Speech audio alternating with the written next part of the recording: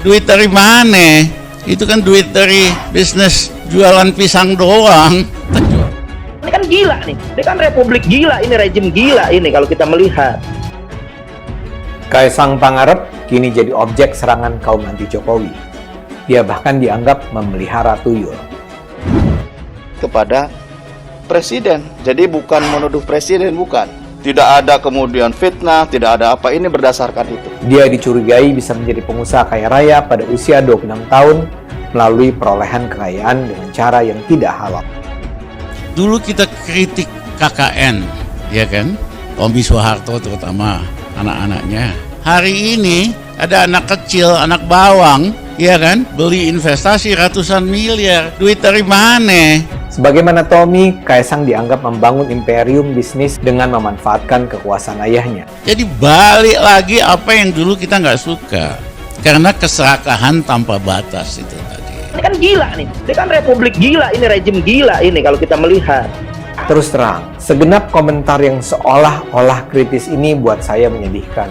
Ya, jadi justru rakyat lagi sulit pada mengambil kesempatan dalam kesempitan. Kita udah waktunya yang benar kita katakan benar, benang basah kita tegakkan. Yang pertama harus dicatat adalah yang membeli 8% saham PMMP senilai 92 miliar rupiah itu bukanlah Kaisang. Yang melakukan pembelian adalah PT Harapan Bangsa Kita alias GK Hebat yang berdiri pada 2019.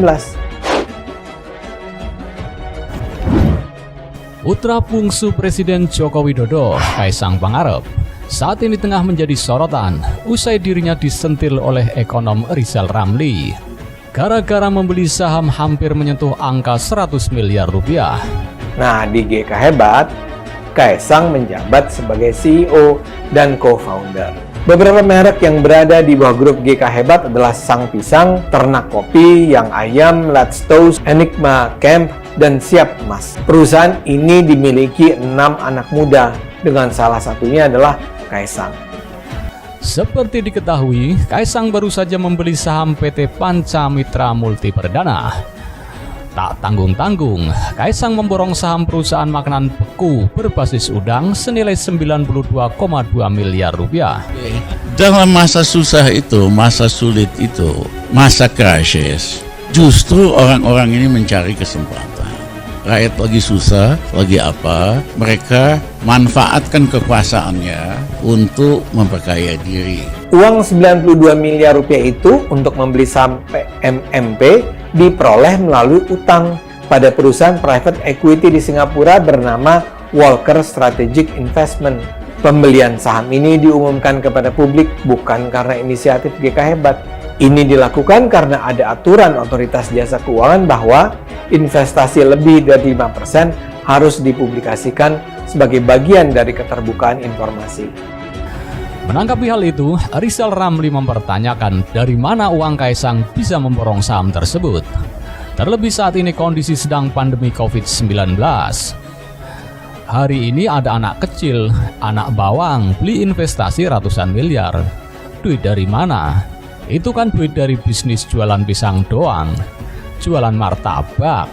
Rizal Ramli merasa heran.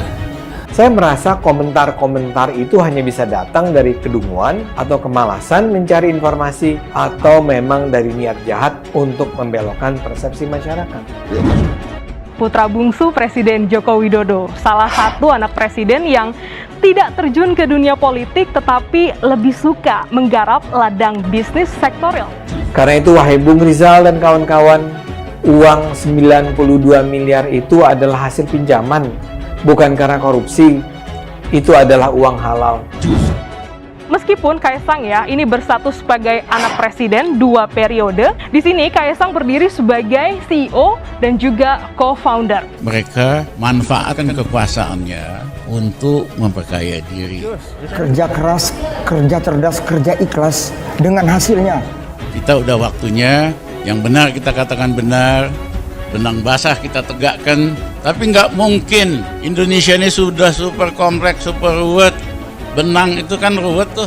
Cara satu-satunya benang, diambil ujungnya ditarik ke atas. Nah itu loh, ubek-ubek di bawah nggak ada gunanya. Jadi kita fokus aja sama ujungnya benang, Pak Batiar. Jangan salah, terima kasih.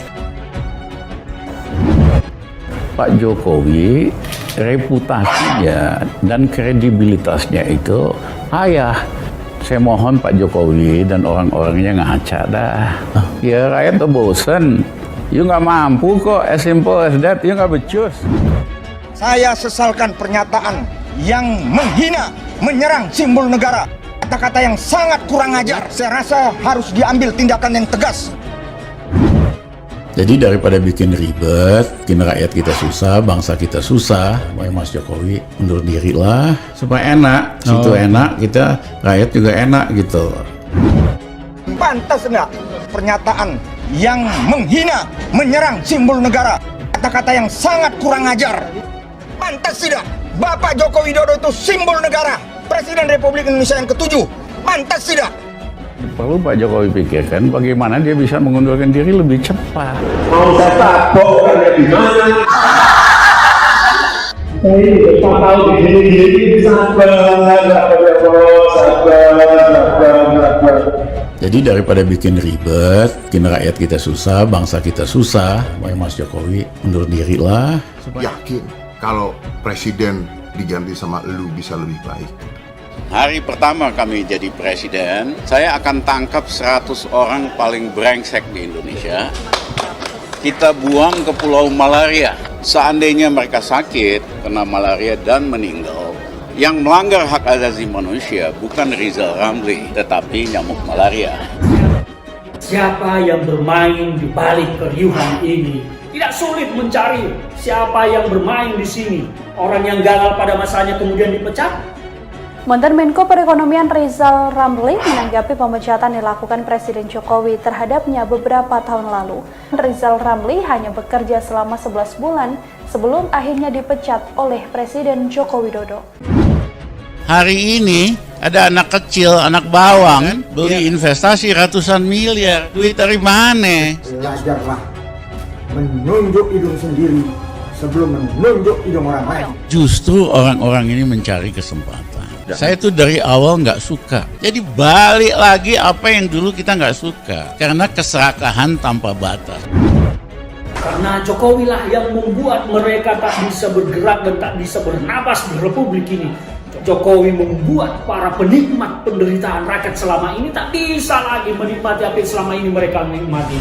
Maka dendam, benci, hingga harus salurkan melalui upaya-upaya penggulingan dengan menunggangi segala isu. Itu kan duit dari bisnis jualan pisang doang, jualan martabak. Di situ kan bukan berarti cuma bisnis pisang goreng doang kan, saya juga punya yang lain. Loh, gini aja paling gampang, masuk aja di Kemenkumham ya, kan PT-nya ada, nanti nama saya bisa dicek sih. Kok bisa-bisanya sepanjang tahun 2020 anggaran yang dipakai untuk melawan pandemi ini tidak ada dampaknya sama sekali. 1035 triliun nggak ada apa-apanya. Demokrasi dikedepankan. Kita bisa suka-suka. Zaman Orde Baru, saya ini pembuat undang-undang. Saya orang hukum. Kita boleh bebas, tapi tetap harus bertanggung jawab. Supaya kapok gitu loh.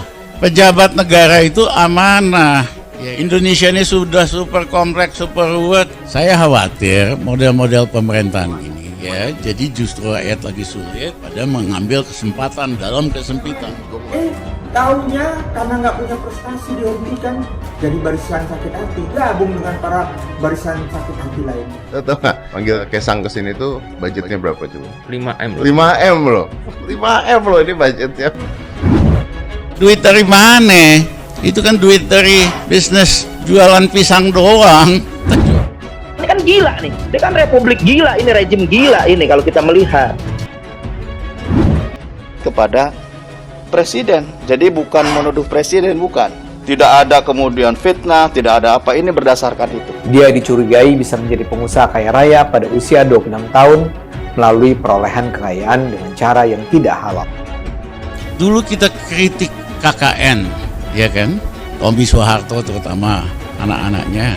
Hari ini ada anak kecil, anak bawang, ya kan? Beli investasi ratusan miliar. Sebagaimana Tommy, Kaisang dianggap membangun imperium bisnis dengan memanfaatkan kekuasaan ayahnya. Jadi balik lagi apa yang dulu kita nggak suka. karena keserakahan tanpa batas itu. 6 tahun ini kan gila nih. Ini kan republik gila, ini rejim gila ini kalau kita melihat. Terus terang, segenap komentar yang seolah-olah kritis ini buat saya menyedihkan.